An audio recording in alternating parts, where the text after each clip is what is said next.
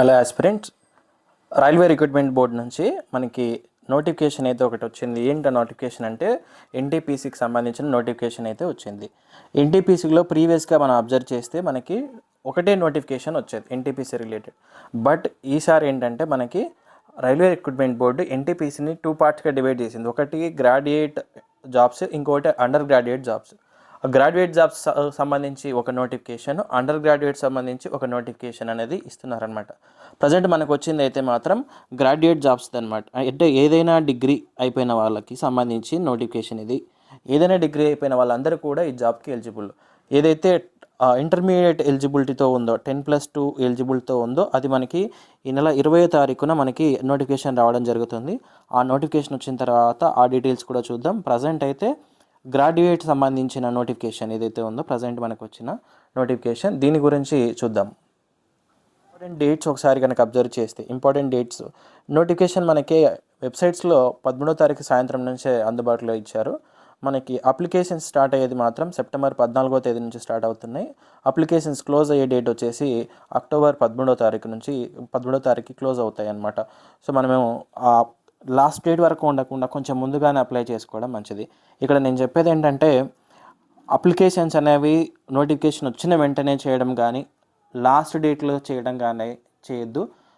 Notification వచ్చిన తర్వాత దాని గురించి డీటెయిల్స్ తెలుసుకున్న తర్వాత అప్లై చేయండి. ఏ డీటెయిల్స్ తెలుసుకోవాలి సార్ అంటే, సో ప్రీవియస్ నోటిఫికేషన్స్లో ఎన్ని జాబ్స్ ఉండేవి, ప్రీవియస్ కట్ ఆఫ్స్ ఏముండేవి, ప్రీవియస్గా కట్ ఆఫ్స్ మనకి ఎన్ని ఉండేవి, అంటే ఏ జాబ్కి కట్ ఆఫ్స్ ఏముండేవి ఒకసారి చూసుకొని, కాంపిటీషన్ లెవెల్స్ ఎలా ఉన్నాయి, ఏ జోన్లో ఎన్ని జాబ్స్ ఉన్నాయి, మన కేటగిరీ ఏంటి, అన్రిజర్వ్డా, ఈడబ్ల్యూఎస్ఆ, ఓబీసీనా, ఎస్సీనా, ఎస్టీనా, ఏ జోన్లో జాబ్స్ ఎలా ఉన్నాయి, మనకి కంఫర్ట్ దగ్గరలో ఉన్న జోన్స్ ఏంటి, ఏ జోన్కి అప్లై చేస్తే బెటర్, ఇవన్నీ తెలుసుకున్న తర్వాతనే అప్లై చేయండి. అలా అని లాస్ట్ వరకు కూడా ఉండద్దు. ఎందుకంటే లాస్ట్ డేట్న మనకి వెబ్సైట్స్ అనేవి అందరూ ఒకేసారి అప్లై చేయడం వల్ల, ఇంకా డేట్ లేదని అప్లై చేయడం వల్ల, సర్వర్ పని చేయకపోవడం వల్ల కూడా మనకి అవకాశం పోతుంది అనమాట.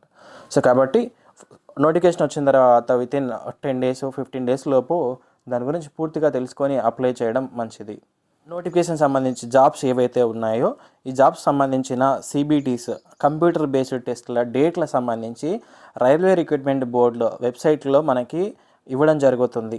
కాబట్టి ఎవరు కూడా బయట ఏవైనా వస్తే ముందుగానే మనకి కొన్ని ఎగ్జామ్ డేట్స్ వచ్చాయని చెప్పేసి యూట్యూబ్ ఛానల్స్ కావచ్చు, కొందరు ఫేక్ నోటీస్ కానీ ఫేక్ పీడిఎఫ్లు రెడీ చేసి వాట్సాప్ గ్రూపుల్లో, టెలిగ్రామ్ గ్రూపుల్లో సర్క్యులేట్ చేస్తూ ఉంటారు. అవి కూడా ఎప్పుడు నమ్మద్దు. అఫీషియల్ వెబ్సైట్స్ని ఓపెన్ చేసి చూసుకోవడం అలవాటు చేసుకోండి.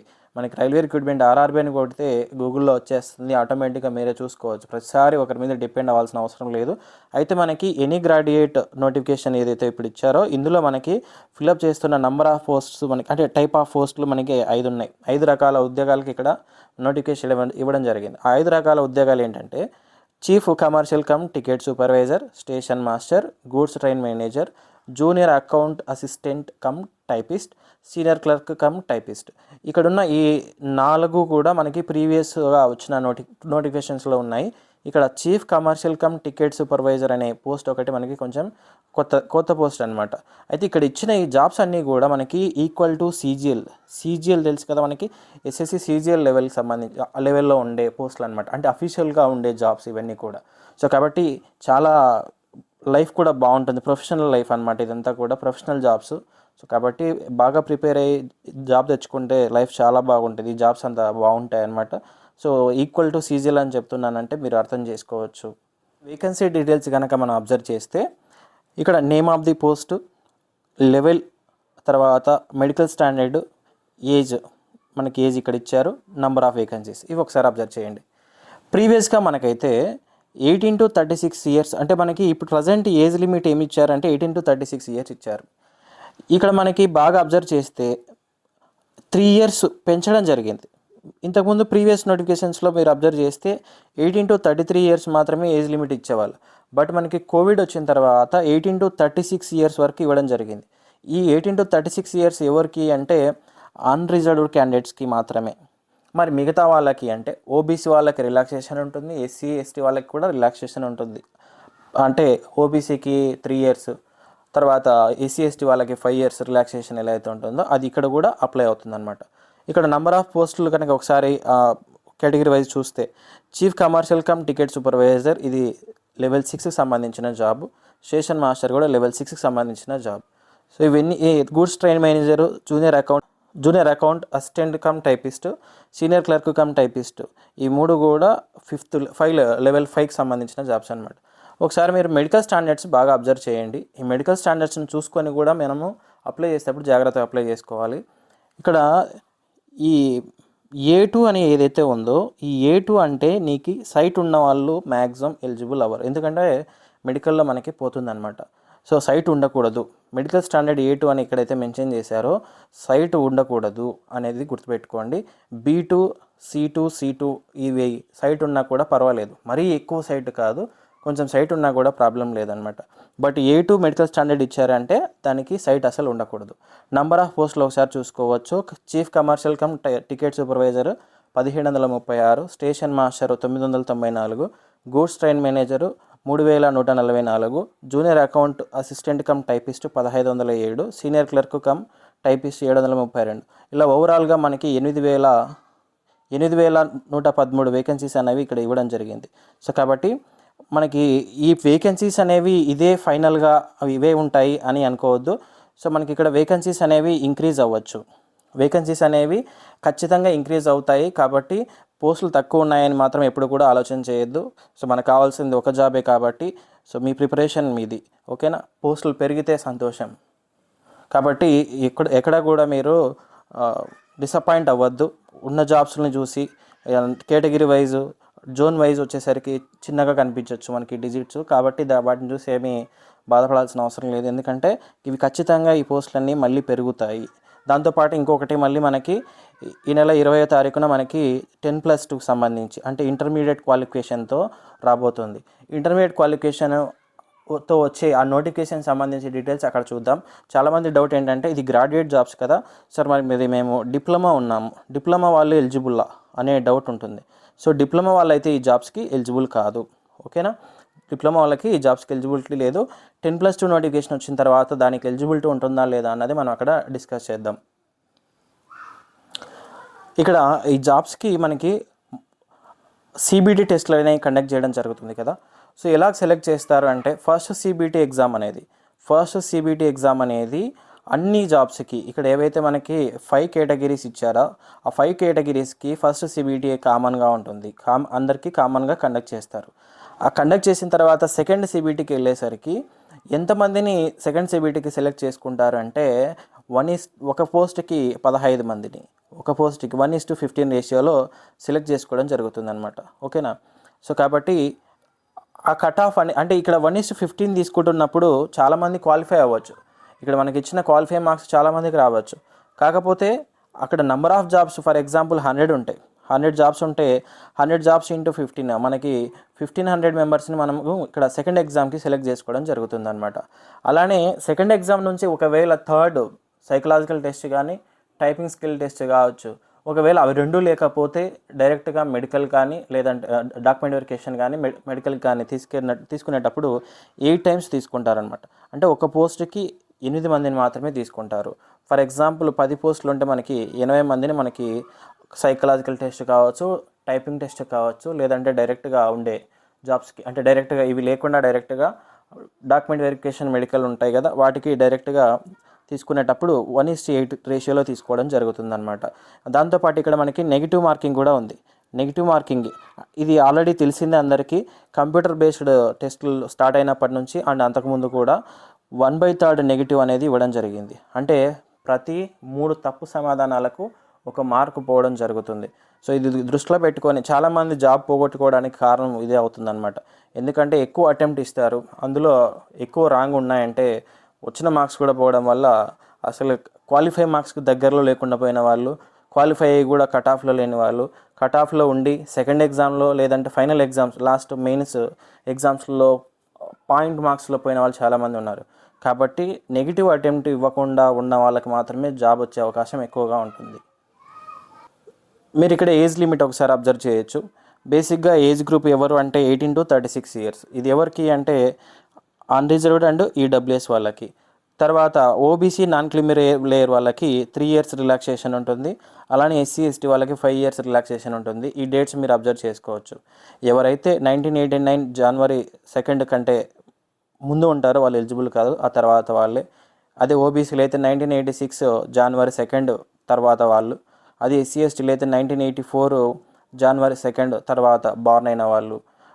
తర్వాత అబ్జర్వ్ చేస్తే lower limit of date of birth అంటే ఈ డేట్ తర్వాత బార్న్ అయిన వాళ్ళు ఎలిజిబిలిటీ కారు, ఎందుకంటే వీళ్ళు బిలో 18కి వస్తారనమాట. బిలో 18 వాళ్ళు ఈ జాబ్కి ఎలిజిబుల్ అవ్వరు. సో ఆబ్వియస్లీ మనకి బిలో 18 అంటే వాళ్ళకి ఇంకా డిగ్రీ కూడా అయిపోయి ఉండదు కాబట్టి సో వాళ్ళు ఎలిజిబిలిటీ అవ్వరన్నమాట. అప్లికేషన్ ఫీజ్ డీటెయిల్స్ ఒకసారి అబ్జర్వ్ చేస్తే for all candidates except the fees concession categories. So మనకి అన్రిజర్వ్డ్ తర్వాత ఈడబ్ల్యూఎస్ ఓబీసీ వాళ్ళకి వీళ్ళందరికీ కూడా ఫీజు వచ్చేసి 500 ఉంటుంది. ఈ 500 పే చేసి మనము అప్లై చేయాల్సి ఉంటుంది. కాకపోతే అప్లై చేసేటప్పుడు మనకి బ్యాంక్ డీటెయిల్స్ అడగడం జరుగుతుంది. Account number, A bank and IFSC code details అడగడం జరుగుతుంది. అప్లై చేసేటప్పుడు అవి మన డీటెయిల్స్ ఇస్తే మనకి ఎగ్జామ్ అయిన తర్వాత అంటే ఎవరైతే ఎగ్జామ్కి అటెండ్ అవుతారో అటెండ్ అయిన వాళ్ళకి మాత్రమే 400 రూపీస్ అంటే 80% అమౌంట్ మనకి రిటర్న్ ఇవ్వడం జరుగుతుంది అనమాట. రిటర్న్ మన అకౌంట్లో వేయడం జరుగుతుంది.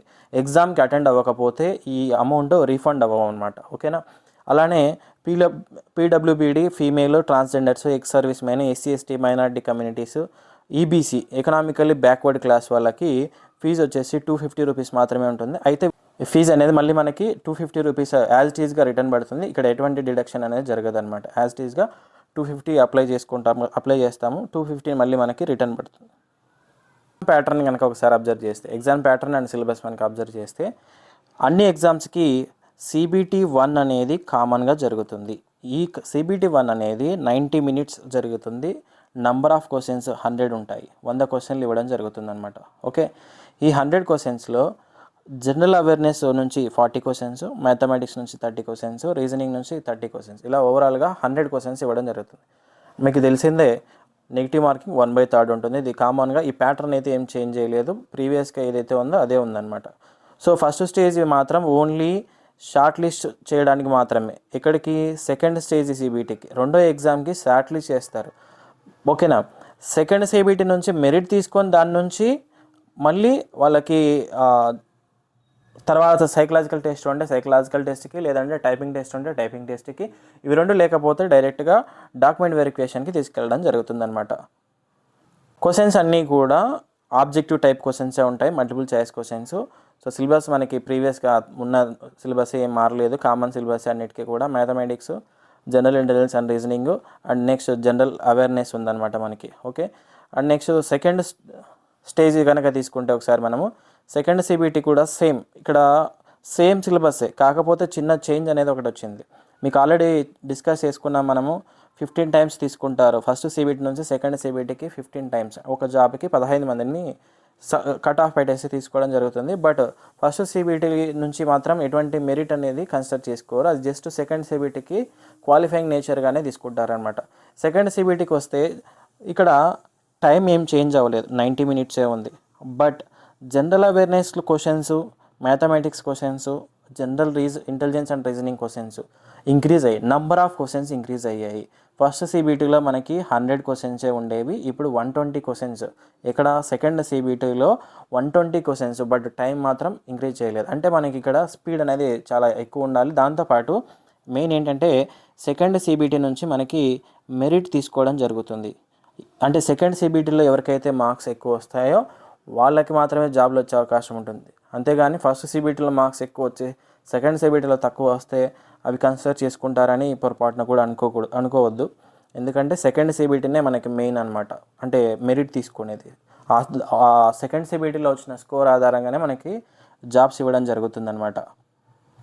ఇక్కడ మనకి సెకండ్ CBT సిలబస్ కూడా సేమ్ అనమాట. సో ఏ చేంజ్ ఉండదు, సిలబస్ మాత్రం ఏం చేంజ్ చేయలేదు. బట్ ప్రీవియస్ నోటిఫికేషన్స్కి ఇప్పటికీ కూడా సిలబస్ ఏం చేంజ్ అవ్వలేదు. ఓకే. నెక్స్ట్ మనకి ఇక్కడ చాలా ఇంపార్టెంట్ టేబుల్ ఒకటి ఉంది. ఈ టేబుల్ చూస్తే దాదాపు క్లారిటీ వచ్చేస్తుంది మీకు. సో మనకి ఇచ్చిన ఈ 5 టైప్ ఆఫ్ జాబ్స్లో దేనికి ఏ ఎగ్జామ్స్ ఎలా ఉంటాయి, అసలు ఈ ప్యాటర్న్ ఏంటి అనేది ఒకసారి అబ్జర్వ్ చేస్తే ఇక్కడ ఇచ్చిన ఈ 5 రకాల జాబ్లకి ఫస్ట్ స్టేజ్ సిబిటి అనేది కామన్గా జరుగుతుంది. ఇంతకుముందు ఇలా కాకుండా ఫస్ట్ స్టేజ్ ఒకటి మాత్రం కామన్గా జరిగేది. ఇక్కడ సెకండ్ స్టేజ్ సిబిటి కూడా కామన్గా జరుగుతుంది. ఎవరైతే ఫస్ట్ సిబిటిలో క్వాలిఫై అవుతారో వాళ్ళని ఇక్కడ ఒక జాబ్కి సెకండ్ సిబిటికి 1:15 రేషియోలో తీసుకొని సెకండ్ సిబిటి కామన్గా కండక్ట్ చేస్తారు. ఈ జాబ్స్ అన్నిటికీ కామన్గా కండక్ట్ చేస్తారు. ప్రీవియస్ నోటిఫికేషన్లో మాత్రం ఒక్కొక్క జాబ్కి అంటే ఒక్కొక్క కేటగిరీ జాబ్కి ఒక్కోసారి సెకండ్ సిబిటి సపరేట్గా ఇండివిజువల్గా కండక్ట్ చేశారు. బట్ ఈ నోటిఫికేషన్ అలా కాకుండా కామన్ సిబిటినే కండక్ట్ చేస్తున్నారనమాట. ఇదైన తర్వాత మీరు బాగా అబ్జర్వ్ చేస్తే గూడ్స్ ట్రైన్ మేనేజర్కి సెకండ్ సిబిటినే లాస్ట్, ఇంకా ఆ తర్వాత ఎటువంటి ఎగ్జామ్స్ లేవు. డైరెక్ట్గా డాక్యుమెంట్ వెరిఫికేషన్, మెడికల్ టెస్టులు, తర్వాత జాబ్లో జాయిన్ అవ్వడం ఉంటుంది. అలానే చీఫ్ కమర్షియల్ టికెట్ సూపర్వైజర్కి కూడా ఇలాంటి ఎక్స్ట్రా టెస్టులు లేవు. అంటే ఇక్కడ క్వాలిఫైయింగ్ టెస్టులు ఏబీ లేవు. డైరెక్ట్గా డాక్యుమెంట్ వెరిఫికేషన్, మెడికల్ ఉంటుంది. బట్ మీకు ఇక్కడ జాగ్రత్తగా అబ్జర్వ్ చేస్తే సీనియర్ క్లర్క్ టైపిస్ట్కి టైపింగ్ స్కిల్ టెస్ట్ ఉండాలి. ఇక్కడ టైపిస్ట్ అని ఏవైతే ఉన్నాయో టైపింగ్ స్కిల్ టెస్ట్ ఉండాలి. జూనియర్ అకౌంట్ అసిస్టెంట్ టైపిస్ట్ దీనికి కూడా టైపింగ్ స్కిల్ టెస్ట్ ఖచ్చితంగా ఉండాలి. రిమైనింగ్ స్టేషన్ మాస్టర్ ఏదైతే ఉందో దీనికి computer based aptitude test, psychological test అని చెప్తాము, ఇది కండక్ట్ చేస్తారు. అయితే ఇక్కడ బాగా అబ్జర్వ్ చేస్తే ఈ టైపింగ్ స్కిల్ టెస్ట్ అనేది ఓన్లీ క్వాలిఫైయింగ్ నేచరే. ఈ టైపింగ్ స్కిల్ టెస్ట్ నుంచి ఎటువంటి మార్క్స్ని కన్సిడర్ చేసుకోరు, ఇది జస్ట్ క్వాలిఫై అవ్వాలి అంతే. ఇక్కడ మనకి టైపింగ్ స్కిల్ టెస్ట్ అంటే టైపింగ్ సర్టిఫికేట్ ఉండాలేమో అని అనుకోవద్దు, అది అవసరం లేదు. మనకి టైపింగ్ వచ్చి ఉంటే సరిపోతుంది. మనకి సెకండ్ సిబిటి అయిపోయిన తర్వాత ఒక పోస్ట్కి 8 మందిని తీసుకొని ఈ టైపింగ్ స్కిల్ టెస్ట్ కండక్ట్ చేస్తారు. అక్కడ వాళ్ళు ఇచ్చిన వర్డ్స్ని వాళ్ళు ఇచ్చిన టైంలో మనము టైప్ చేస్తే క్వాలిఫై అవుతాము. ఓకే, అది మనము ముందు నుంచి ప్రాక్టీస్ చేసుకుంటే సరిపోతుంది.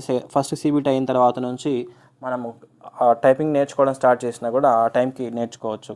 ఎందుకంటే మనకి ఫస్ట్ సిబిటి కండక్ట్ చేయడమే March 2025 మార్చిలో అలా కండక్ట్ చేయడం జరుగుతుంది కాబట్టి సో టైం అనేది ఖచ్చితంగా సరిపోతుంది. తర్వాత స్టేషన్ మాస్టర్కి ఇక్కడ మీరు అబ్జర్వ్ చేస్తే కంప్యూటర్ బేస్డ్ ఆప్టిట్యూడ్ టెస్ట్ ఉంది. ఇక్కడ మనకి దీని గురించి సపరేట్గా ఒక వీడియోలో చూద్దాము. ఏంటంటే ఇది టెస్ట్ బ్యాటరీస్ ఉంటాయన్నమాట, 5 టెస్ట్ బ్యాటరీస్. అవి ఎలా ఎగ్జామ్ ప్రాసెస్ ఏంటనేది ఒకసారి తర్వాత చూద్దాం. బట్ ఇక్కడ ఏంటంటే కంప్యూటర్ బేస్డ్ టెస్ట్ ఆప్టిట్యూడ్ టెస్ట్లో నుంచి 30% మార్క్స్ వెయిటేజ్ అనేది తీసుకుంటారు.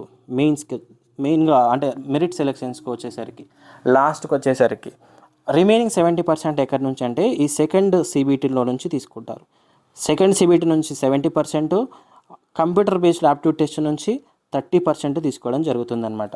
సో ఈ విధంగా మనకి ఈ ఎగ్జామ్ కండక్ట్ చేయడం జరుగుతుంది. అంటే ఈ టైప్ ఆఫ్ జాబ్స్కి ఈ రకంగా ఈ రిక్రూట్మెంట్ ప్రాసెస్ అనేది ఒకసారి జాగ్రత్త అబ్జర్వ్ చేయండి. ఆ టేబుల్ ఒకసారి మీరు జాగ్రత్తగా అబ్జర్వ్ చేయండి.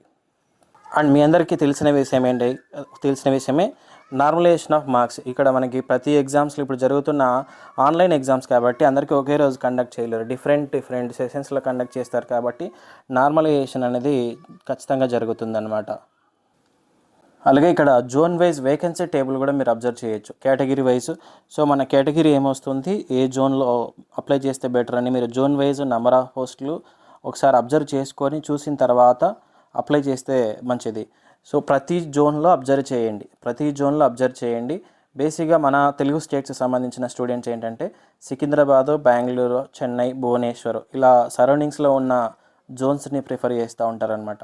సో మన సికింద్రాబాద్ జోన్ కనుక అబ్జర్వ్ చేస్తే సో మీరు ఇక్కడ అబ్జర్వ్ చేయొచ్చు. సో మనకి ఈ 5 టైప్ ఆఫ్ జాబ్స్లో కొన్నిటికి మీరు అక్కడ అబ్జర్వ్ చేసి ఎస్సీ కేటగిరీకి ఇక్కడ అసలు జాబ్స్ అనేవి కనిపించడం లేదనమాట, జీరో వేకెన్సీ ఇచ్చారు.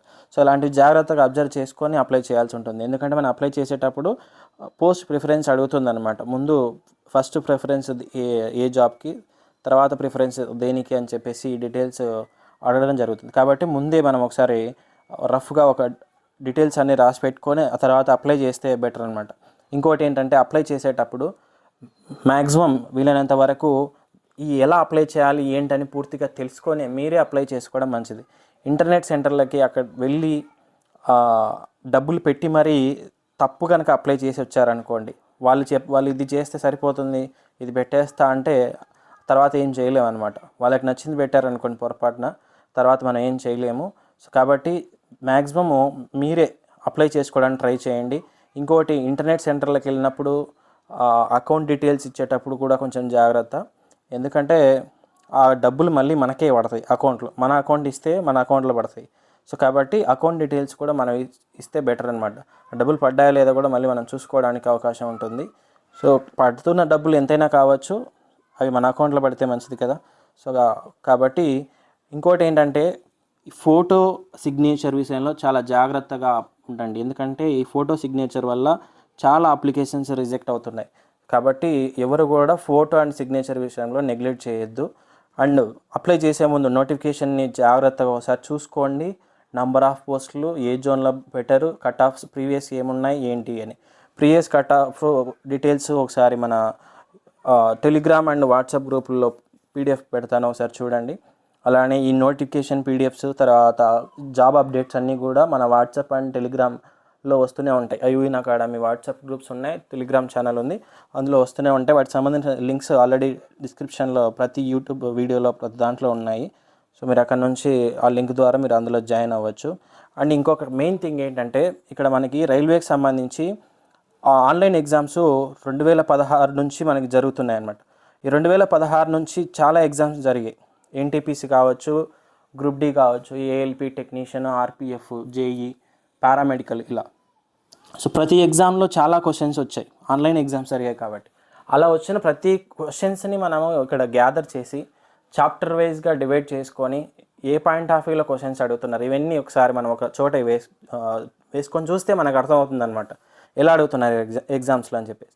సో ఇక్కడ ఆ ఎగ్జామ్స్ అన్నిటిలో జరిగిన క్వశ్చన్స్ అన్నిటిని మనము ఒక చోటకి చేర్చి చాప్టర్ వైజ్ వాటిని అరేంజ్ చేసుకొని వాటిని మనం ఒక గ్రాండ్ టెస్ట్ టాపిక్ టెస్ట్లు ఉన్నాయి, గ్రాండ్ టెస్ట్ లాగా రెడీ చేయడం జరిగింది. ఓకేనా, అంటే టాపిక్ వైజ్ అనమాట. ఒక చాప్టర్ తీసుకొని ఆ చాప్టర్లో టాపిక్స్ వైజ్ మనకి గ్రాండ్ టెస్ట్లు అనేవి రెడీ చేయడం జరిగింది. ఇవి మన యూఇన్ అకాడమీ యాప్లో పెట్టడం జరిగింది. ఈ యాప్లో ఏంటంటే మనకి 1 year వ్యాలిడిటీతో అన్లిమిటెడ్ అటెంప్ట్స్, నువ్వు ఎన్నిసార్లు అయినా కూడా దాన్ని ఆ టెస్టులని రాసుకోవచ్చు. ఓకేనా, ఎందుకంటే నోటిఫికేషన్ ఇప్పుడు వచ్చింది, నీకు 3 months 4 months వ్యాలిడిటీ ఇస్తే ఆ తర్వాత ఎగ్జామ్ డేట్ వచ్చేసరికి నీ వ్యాలిడిటీ అయిపోతుంది. దాని తర్వాత ప్రాక్టీస్ చేసుకోవడానికి ఉండదు, ఆ క్వశ్చన్స్ చూడడానికి కూడా ఉండదు అనమాట. సో కాబట్టి అలా ఉండకూడదు, అలాంటి ఇష్యూ రాకూడదు అనే ఉద్దేశంతో 1 year వ్యాలిడిటీ ఇవ్వడం జరిగింది. సో ఈ గ్రాండ్ టెస్ట్ సిరీస్ ఏదైతే ఉందో ఇది మనకి యాక్చువల్ ప్రైస్ వచ్చేసి 450 రూపీస్ ఉంది. ఈ నోటిఫికేషన్ పీరియడ్ ఏదైతే ఉందో ఈ అప్లికేషన్ పీరియడ్ అయిపోయే వరకు ఆర్ఆర్బి 200 అనే ఒక కూపన్ కోడ్ ఇవ్వడం జరిగింది. ఆర్ఆర్బి 200 అనే ఒక కూపన్ కోడ్ ఇవ్వడం జరిగింది. ఆ కూపన్ కోడ్ అప్లై చేస్తే ఆటోమేటిక్గా 200 రూపీస్ డిస్కౌంట్ వచ్చి 250 రూపీస్కే మీకు ఆ టెస్ట్ సిరీస్ అనేది రావడం జరుగుతుంది. ఓకేనా, సో ఇలా ప్రాక్టీస్ చేయడం వల్ల చాప్టర్ వైజ్ ప్రాక్టీస్ చేసి అలా తర్వాత మెయిన్ టెస్టులు రాయడం వల్ల టెస్ట్ సిరీస్లు రాయడం వల్ల చాలా ఇంప్రూవ్ అవుతారనమాట. డైరెక్ట్గా టెస్ట్ సిరీస్లు రాయడం వల్ల ఇంప్రూవ్మెంట్ చాలా ఉంటుంది కానీ బట్ లేట్గా ఉంటుంది. అదే chapter wise topic wise exams రాసి అందులో మనం చేస్తున్న మిస్టేక్స్ని రెక్టిఫై చేసి కనుక మనము ముందుకెళ్తే మెయిన్ తర్వాత అలా ప్రాక్టీస్ చేసి ముందుకెళ్ళి నువ్వు ఎప్పుడైతే గ్రాండ్ టెస్టులు రాస్తావో ఓవరాల్ గ్రాండ్ టెస్టులు రాస్తావో అప్పుడు బెటర్ అనిపిస్తుంది అనమాట. నువ్వు మిస్టేక్స్ చేయడం చాలా తగ్గిపోతుంది, ఈజీగా స్కోర్ చేయగలుగుతావు, టైం మేనేజ్మెంట్ బెటర్ అవుతుంది అనమాట. ఆర్థమెటిక్లో నువ్వు అన్ని క్వశ్చన్స్ని ఒకసారి నువ్వు తక్కువ టైంలో రాయడం అలవాటు చేసుకుంటే ఆటోమేటిక్గా అక్కడ కూడా చేయగలుగుతావు. సో అందుకోసం ఇలాంటి ప్రాక్టీస్ చేసి అలా మెయిన్ ఎగ్జామ్స్ రాయడం వల్ల చాలా యూజ్ అవుతుంది అండ్ నెగిటివ్ అటెంప్ట్స్ చాలా తగ్గుతాయి. ఇక్కడ చాలామందికి జాబ్స్ రాకపోవడానికి ఎంత చదివినా ఎంత ప్రిపేర్ అయినా ఎంత సబ్జెక్ట్ నాలెడ్జ్ ఉన్నా కూడా జాబ్స్ రాకపోవడానికి ఒకటే కారణం నెగిటివ్ అటెంప్ట్ కనుక ఉందంటే ఎప్పటికీ జాబ్ తెచ్చుకోలేము. నెగిటివ్ అనేది ఉండకూడదు. ఓకేనా, సో కాబట్టి ఇలాంటి టెస్టులు రాసి ఇంప్రూవ్ అవ్వండి, త్వరగా జాబ్ తెచ్చుకోవడానికి ట్రై చేయండి. మళ్ళీ నోటిఫికేషన్స్ వచ్చి ఆ రిక్రూట్మెంట్ ప్రాసెస్ అంతా జరిగి ఆ జాబ్ మన చేతికి రావాలంటే చాలా టైం పడుతుంది. ఇప్పుడు వచ్చిన ఈ నోటిఫికేషన్స్ మనకి వరుసగా వస్తున్నాయి, ఈ సంవత్సరం క్యాలెండర్ ఇచ్చారు, ఇలాంటి అవకాశం మళ్ళీ రాదనమాట. సో కాబట్టి మీకు ఏమైనా ఇంకా డౌట్స్ ఉంటే 9494353495 నంబర్కి మెసేజ్ కానీ కాల్ కానీ చేయొచ్చు. ఓకే, 9494353495. ఈ నెంబర్కి వాట్సాప్ చేసి కూడా మీ డౌట్స్ ఏమైనా ఉంటే అడగచ్చు. ఇంకేమైనా డౌట్స్ ఉంటే మీరు కామెంట్ సెక్షన్లో మెన్షన్ చేయండి, నేను రిప్లై ఇస్తాను. Thank you.